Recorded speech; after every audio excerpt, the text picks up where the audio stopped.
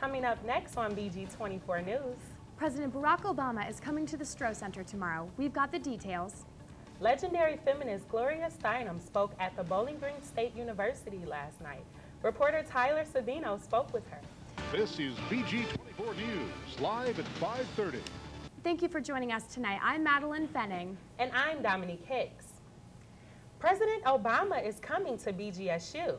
On Wednesday, President Obama will visit campus as a part of his grassroots tour. Obama's visit comes just 6 days before early voting begins in Ohio. President Obama will highlight restoring the economy and re-strengthening the middle class. Tickets were available to the public at 10 o'clock a.m. yesterday. The Senator Tribune says each of the 3,500 tickets are gone. We spoke with BGSU students about what they think of Obama's visit.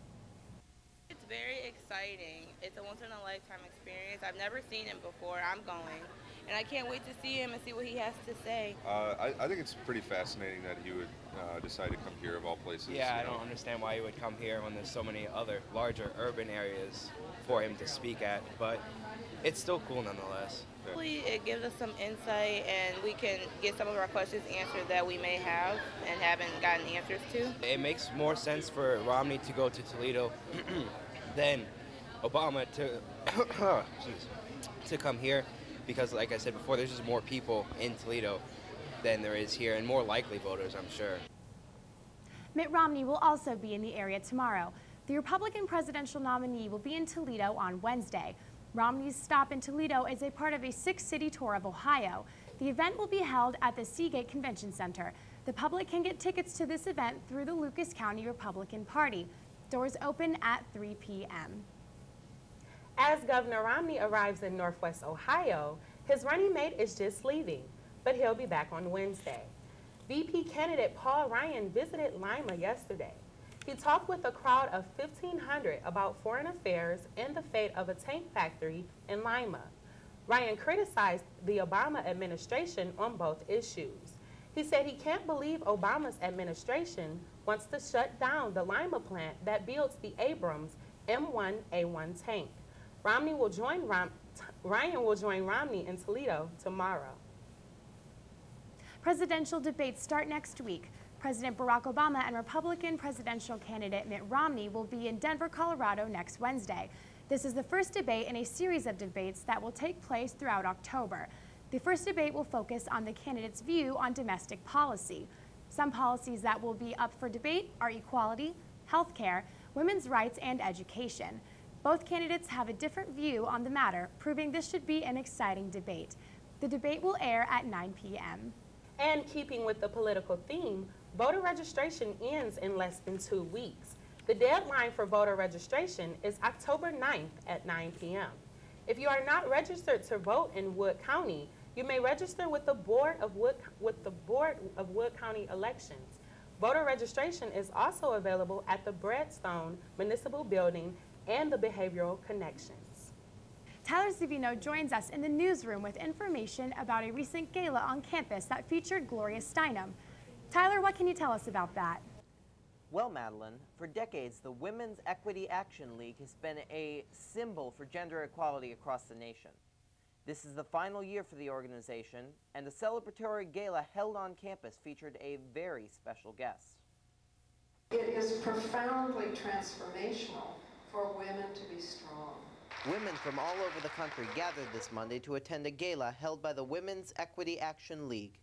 It means that there is an evidence of the search for women's equality, and I think that's real important.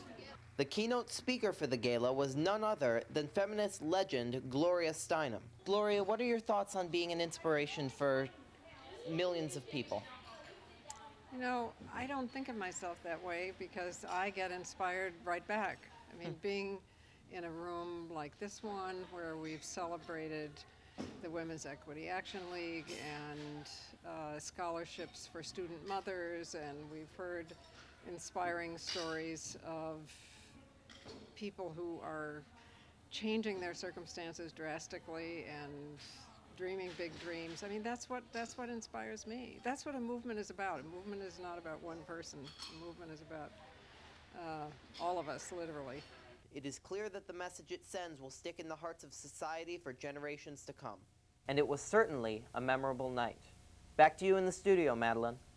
And now weathercaster Aisha Mitchell joins us with their first look at our Black Swamp weather forecast. Well, Aisha, I really hope you have some great weather for us today. Possibly.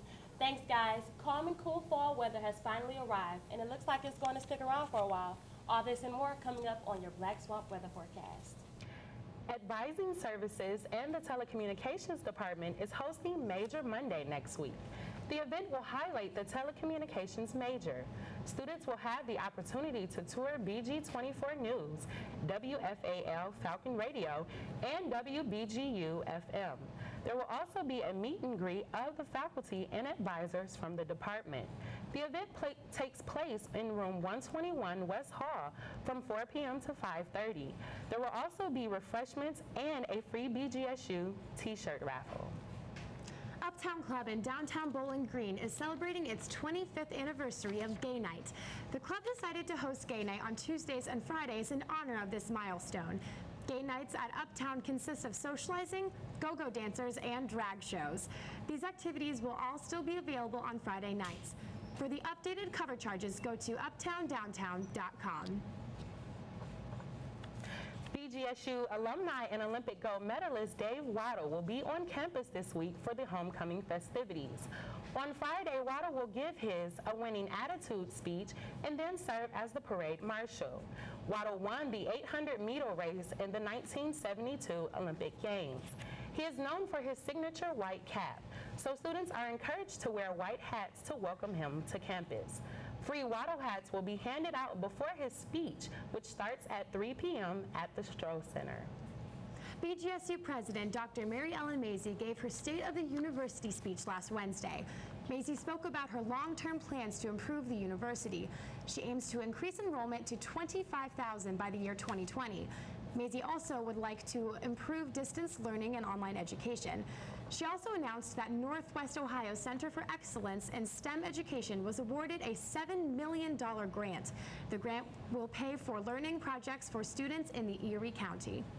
New York City schools are now offering the morning after pill to their students. The program is called CATCH, short for Connecting Adolescents to Comprehensive Health, and it provides Plan B, or the morning after pill, free of cost to teenage girls without parental consent. Parents can choose to opt out their kids receiving the pill, but only 1 or 2% of parents have done so. It has yet to be determined whether this program is decreasing the number of high school pregnancies, but teen pregnancy overall has decreased in recent years. It's homecoming week at BGSU. The Bowling Green State University homecoming started with an event last night at University Lawn. The university is hosting a series of events leading to the upcoming homecoming parade on Friday. Events include BGSU Undead, the Stroh Show, and of course, the concert by Cobra Starship and 303. The homecoming king and queen will be announced Saturday at the football game. Coming up, the iPhone 5 sales are blowing previous versions of the iPhone out of the water. We've got the numbers and of the historic sale. And BG24 Sports with Kelly Hart. Stay with us. Now, Wood County's live local forecast with BG24 Black Swamp weather. Good evening, everyone. I am Aisha Mitchell, and welcome to your Black Swamp weather forecast. The current conditions are in the high 60s, mostly cloudy skies. The sunrise was at 7:26 this morning, and we have some moderate winds heading southwest. And for tonight, the temperature will drop to the high 50s, a few thunderstorms, moderate winds still heading southwest, and sunset will be at 7:26 tonight. And for tomorrow, we will be in the low 70s, partly cloudy skies. Sunrise will be at 7:27 in the morning for the early birds, and low winds heading northwest. And for tomorrow night, we will have 46 degrees, partly cloudy, winds heading northeast at 7 miles per hour, and very, very high humidity. And as we look at our precipitation map, we only have a little bit of precipitation in the Dayton area, which will be moving our way for tonight when we have our thunderstorms. And for the current temperatures, we are in the 60s all over Ohio, except for in areas such as Cincinnati, where they are in the high 50s.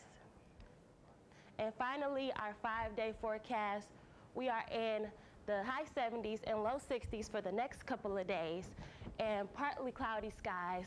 We hit the 40s for the late nights and partly cloudy skies for the rest of the week. So not a lot of variation in the weather. But some nice cool and cold weather for the BG homecoming weekend. Well, that's great. I can wear my orange and brown cardigans. Yes. Wonderful. Bust up the scarves and the hats. Call it in. The iPhone 5 broke records. Last Friday was the official release date of the highly anticipated iPhone 5. On Monday, Apple released a report that the company sold over 5 million devices over the weekend.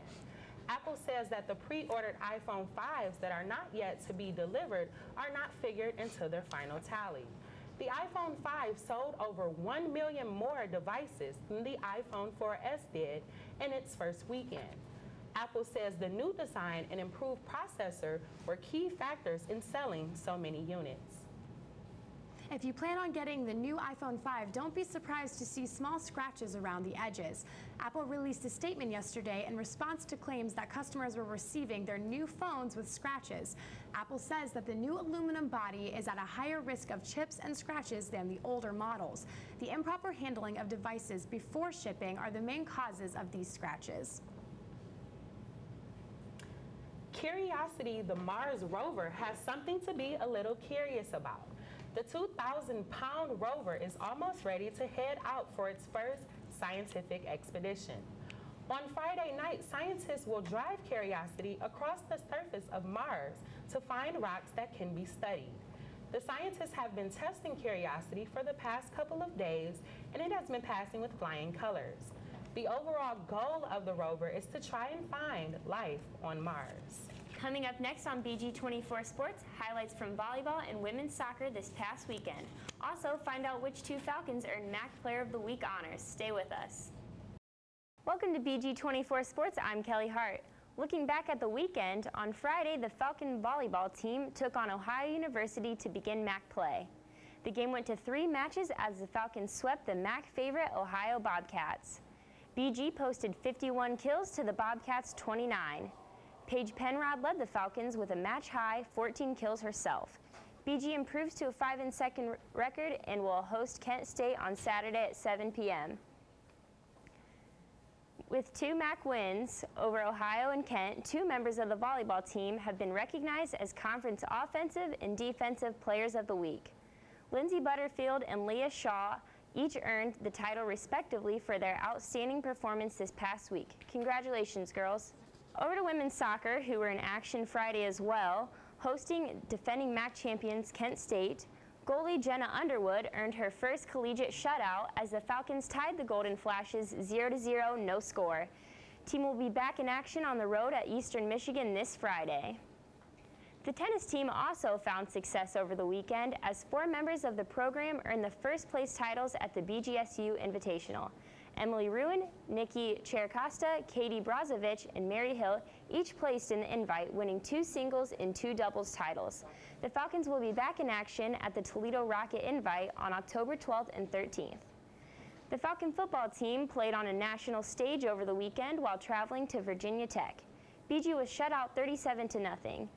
The team will host Rhode Island at Dwight Perry Stadium this Saturday at 3:30 for this season's homecoming game. Be sure to support your Falcons. That's all for BG24 Sports. I'm Kelly Hart. We'll be right back. And now Aisha Mitchell joins us for our last look at the Black Swamp weather forecast. Yes, we'll look at the 5-day forecast.